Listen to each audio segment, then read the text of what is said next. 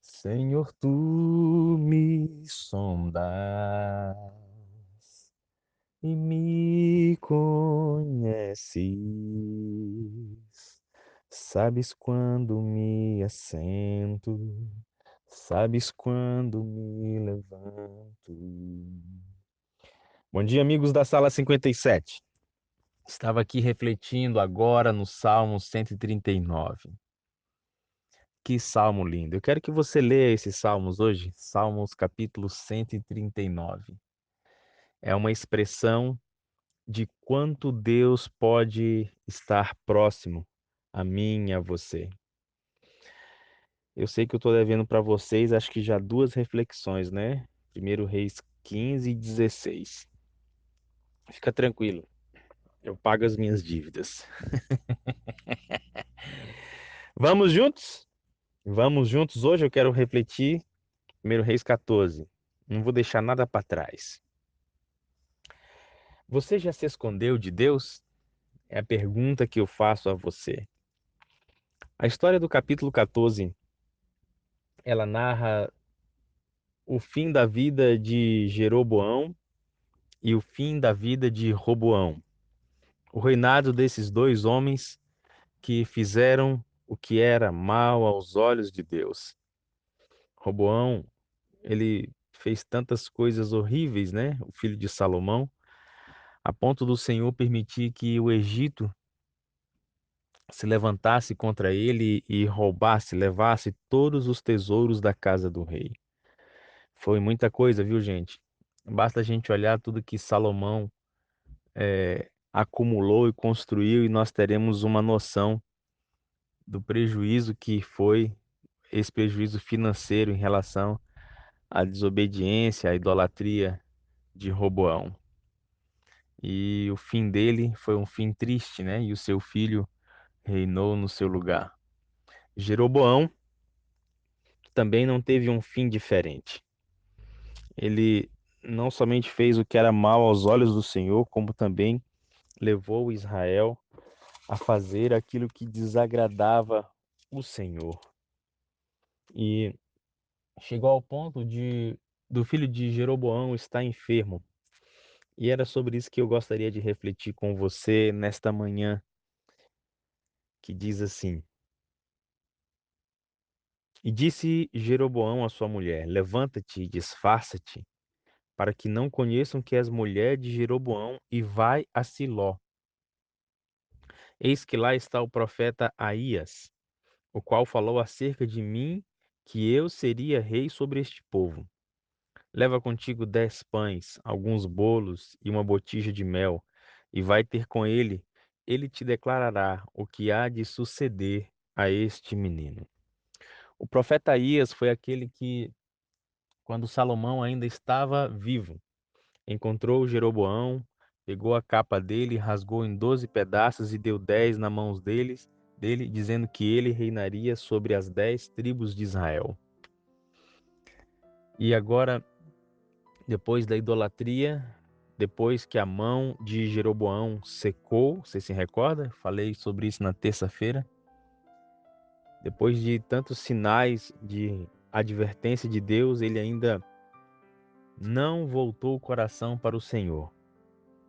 E nesse momento aqui, ele queria recorrer àquele homem sobre tudo aquilo que havia sido profetizado a seu respeito e queria saber qual seria o fim do filho dele, né? É interessante que por que Jeroboão não foi conversar com Aías? Porque ele sabia que ele estava em falta. E ele sabia que por Aías ser um profeta de Deus, ele seria duramente advertido sobre aquele comportamento pagão e idólatra que ele estava tendo. E então ele manda sua mulher disfarçada. Mas você, como já leu a história, o Senhor revela ao profeta Aías que a mulher de Jeroboão estava vindo e quando ela pisa na casa de Aías, ele já fala, né, o nome dela e pode entrar, mulher de Jeroboão, porque eu tenho uma dura sentença contra ti.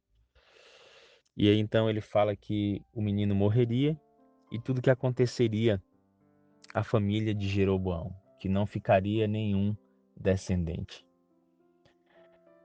Você alguma vez já teve a certeza de que estava fazendo algo errado, algo que desaprovava, ou perdão, algo que Deus desaprova, e você ficou com vergonha de Deus a ponto de querer se esconder? Queridos, esse comportamento de Jeroboão, de querer se esconder de Deus, ele não é um comportamento novo. Quando você lê o livro de Gênesis, após Adão e Eva, nossos primeiros pais, pecarem, uma das atitudes que eles têm logo no início é exatamente se esconder, ou melhor, tentar se esconder da presença e da face de Deus. Eu pergunto a você, Deus ele é onisciente e onipresente. Ele sabe todas as coisas e está, ou pelo menos tem o conhecimento de todos os lugares. Deus preenche toda a terra. Aonde você e eu poderíamos nos esconder dele? Em lugar nenhum. O Salmo 139 diz que nós não somente conseguimos nos esconder de Deus, como ele sabe todos os nossos pensamentos. Deus sabe aquilo que no Salmo 39 Davi fala, né? A palavra nem me chegou à boca e tu já conheces, porque Deus já conhece o futuro. Queridos amigos, essa tem sido uma consequência do pecado extremamente destrutiva. Fazer com que. Olha como é a estratégia do nosso inimigo, né? Primeiro, ele coloca o pecado de uma forma muito gostosa, saborosa, sedutora, prazerosa. Nós vamos então, caímos na armadilha e cometemos o pecado. Lembrando que todo mundo peca pela sua própria concupiscência. Nós não somos tentados além daquilo que nós conseguimos suportar, certo? E depois que o inimigo faz com que o nosso pecado seja consumado, ele tem todo o cuidado de fazer com que o pecado se torne público, com que ele se torne revelado. Aquilo que é feito em secreto, né? Ele faz questão de colocar para que todos conheçam. Depois disso, você acha que acabou? Não, não acabou não. Depois disso, ele traz sobre você e sobre o pecador o sentimento de vergonha, o sentimento de não aceitação de Deus. E aí então ele faz com que você e eu nos afastemos de Deus. De alguma forma nós nos achamos impuros e indignos. É exatamente esse o sentimento que Jeroboão estava sentindo aqui. Mas veja, esse sentimento ele não é validado pela Bíblia. Por quê? Porque se você olhar como agiu Davi depois que ele comete o pecado com Betseba, você acha que ele não ficou envergonhado? Claro. Você acha que ele não teve esse mesmo sentimento? Teve. Mas o que que Davi faz? Ele age contra o sentimento do maligno. E ao invés de se afastar de Deus, ele se joga rapidamente para a presença de Deus, porque ele sabe que é lá a única forma, a única chance que ele tinha de perdão, de restauração na presença do Eterno. Amigos, não importa qual tenha sido o pecado que você tenha cometido, não importa também quanto tempo você pode ter ficado ou ainda está longe de Deus. Eu quero que você entenda que a atitude de se esconder não é o que vai resolver. Eu quero que você entenda que você sozinho não vai conseguir resolver a sua situação.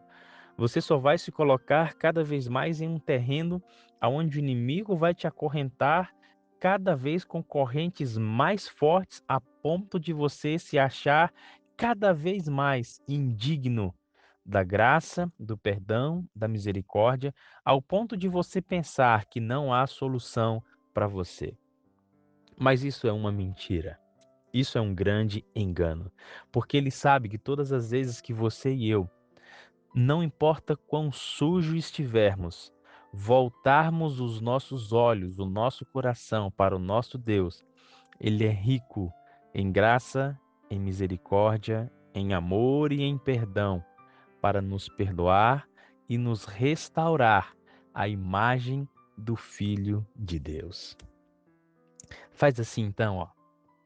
Para de olhar para você, para de olhar para os seus erros, para de olhar para as suas falhas, para de tentar corrigir e mudar sozinho, porque para fazer todo esse processo, o céu nos presenteou com o nosso querido Deus Espírito Santo, que é aquele que trabalha no nosso coração, fazendo com que o sacrifício de Cristo tenha um significado altamente relevante na nossa vida, e é o próprio Espírito que nos conduz em todo o processo de reaproximação e de mudança para que o caráter de Jesus seja refletido em nossa vida.